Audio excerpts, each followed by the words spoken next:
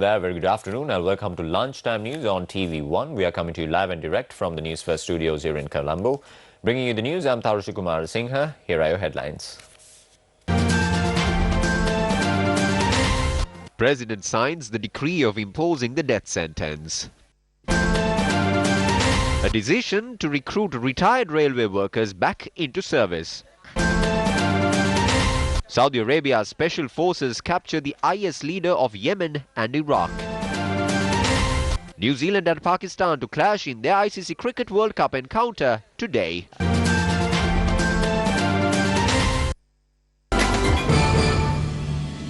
On to your top story this afternoon, President Maithripala Sirisena said he had signed the order for the death penalty on 4 convicts and the date for the execution had been decided as well.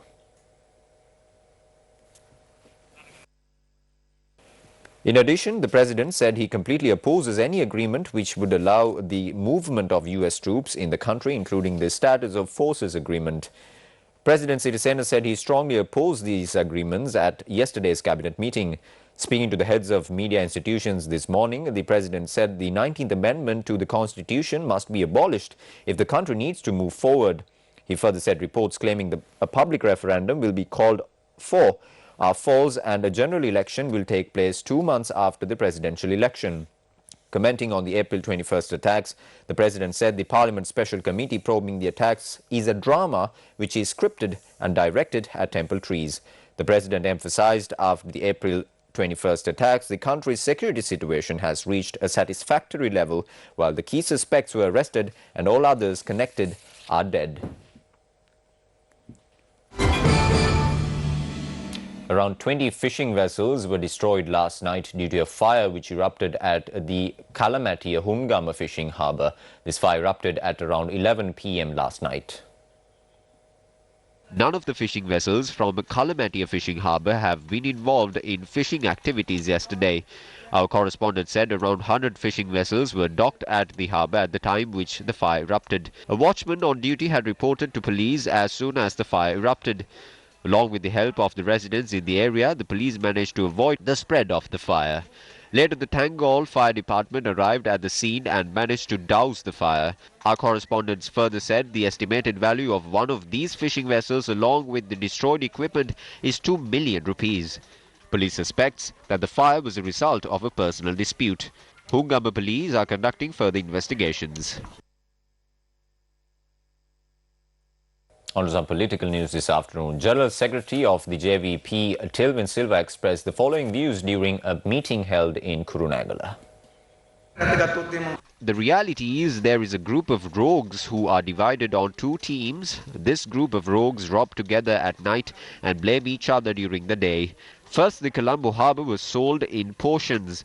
Prime Minister in such a hurry got officials from Japan and India, signed agreements and gave them power over the East Container Terminal at the Colombo harbour. Now the oil tanks are planned to be sold. The Mattal Airport is to be sold.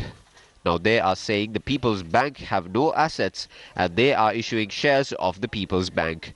Now the ministers have issued epistles to take the first steps of selling the People's Bank. There's no other principle other than selling out. Now, contradictory to the remarks made by the President, the Special Parliamentary Committee probing the April 21st attacks will meet for the 6th day this afternoon. Army Commander Lieutenant General Mahesh Sena Nayaka and former Minister Rishad Badiuddin will appear before the committee today. Stay tuned to News First as we will bring you the very latest of the Parliamentary Special Committee. The Ministry of Transport has reached a decision to recruit retired railway workers back into the service. The ministry said retired engine drivers, guards, station masters, signalmen and track inspectors will be recruited back into the service.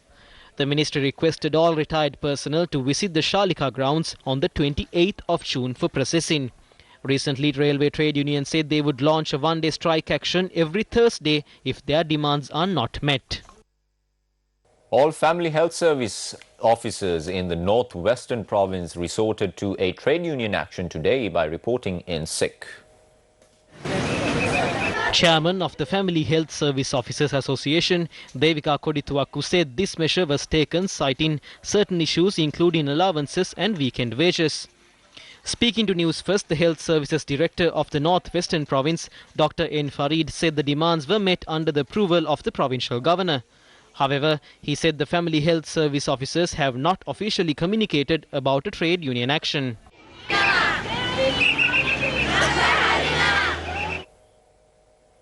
On to an update of a tragic news from here at home. Another Sri Lanka army soldier seriously injured from the last afternoon's accident in Kilinochchi passed away late last night. This brings the total number of deaths of military personnel following the accident to 6. The accident took place when a Sri Lanka army truck with 7 personnel on board crashed onto a train at an unguarded railway crossing between the Kilinochchi and Murukkandi stations. Military spokesperson Brigadier Sumit Atapattu said another army soldier is being treated for his injuries at the Jaffna General Hospital. The military spokesperson said the accident took place when the soldiers were en route to collect water. New Zealand and Pakistan will clash in their ICC Cricket World Cup encounter this afternoon.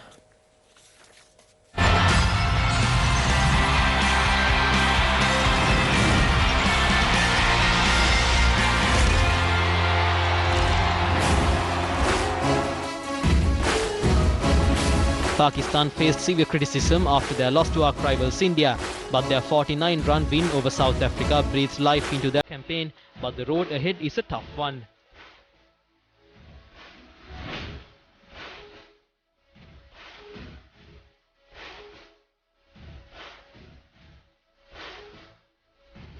With just 2 wins and 3 losses, Pakistan at the 7th spot with 5 points in 6 games.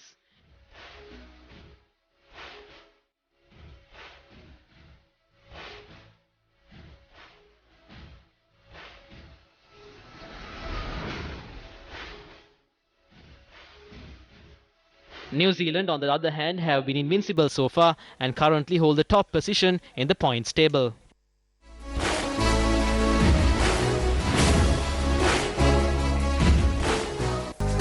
And with that, we bring this edition of Lunchtime News to a close. For a comprehensive report on all these stories and many more, log on to our website. That is www.newsfirst.lk. Bringing you the news, I'm Tarushi Kumar Singha. Your latest news update will come your way at 1:55. Until then, take care.